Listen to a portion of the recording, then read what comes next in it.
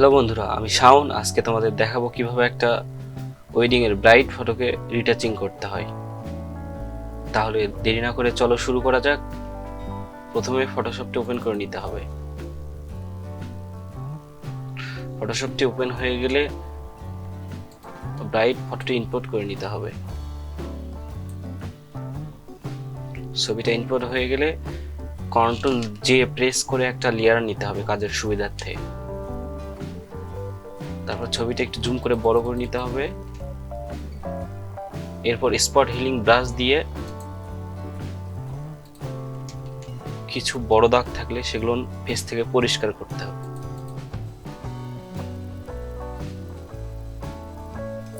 হ্যাঁ, ব্রাইডের ফেসে যত বড় দাগ ছিল সেগুলো পরিষ্কার করে নিলাম।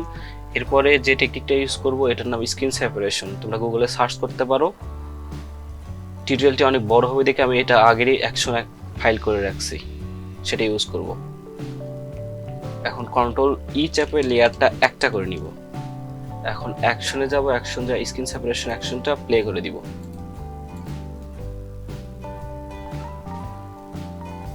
প্লে হয়ে গেলে এই লেয়ার ওয়ানটি হিডেন করে দিতে হবে। হিডেন করে দিয়ে যেতে হবে মিক্সচার ব্রাশ টুলে। কারণ সব কিছু একটু অপাসিটিটা কমায় নিতে হবে। 14 সবগুলো 30 নিচে রাখবা, তাহলে স্কিনটা ভালো ক্লিন হবে।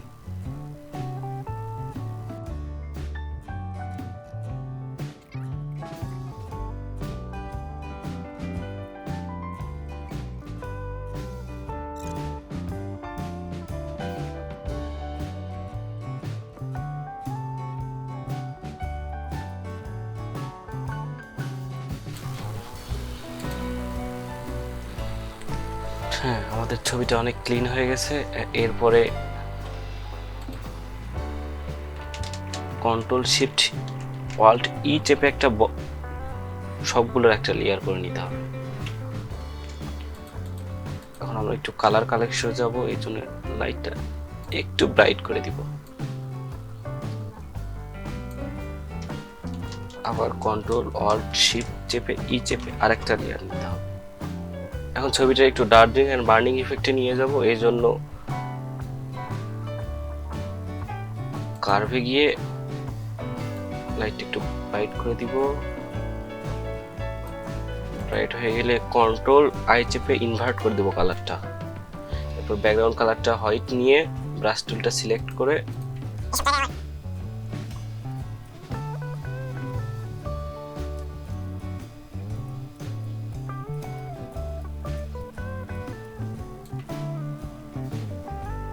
আর কার্ভের যে লাইটটা একটু কমায় দিব।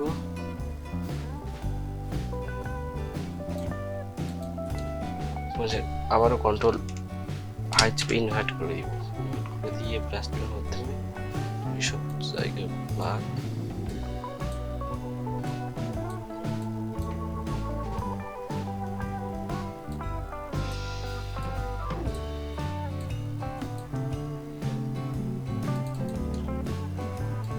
মাস্কে গিয়ে ফেদারটা একটু বাড়ায় দিব।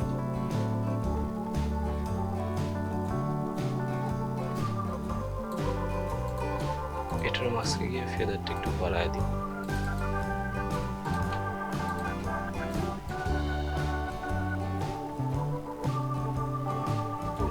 অপোজিটটা একটু কমিয়ে দিব।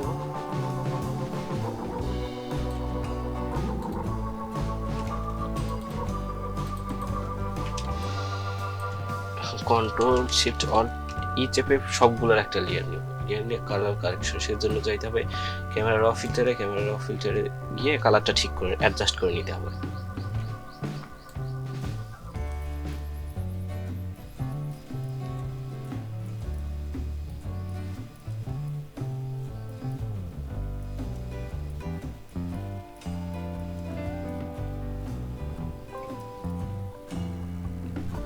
তাহলে বন্ধুরা, এভাবে তোমরা একটা ওয়েডিং এর ব্রাইড ফটোকে রিটাচ করতে পারো। আমি এখন বিফোর এন্ড আফটার করে দেখাবো। Before and after, before and after. তাহলে বন্ধুরা, আমার ভিডিওটা যদি ভালো লেগে থাকে তাহলে অবশ্যই আমার চ্যানেলটি সাবস্ক্রাইব করবা এবং পাশে থাকা বেল আইকনটি একটা ক্লিক দিবা। ধন্যবাদ।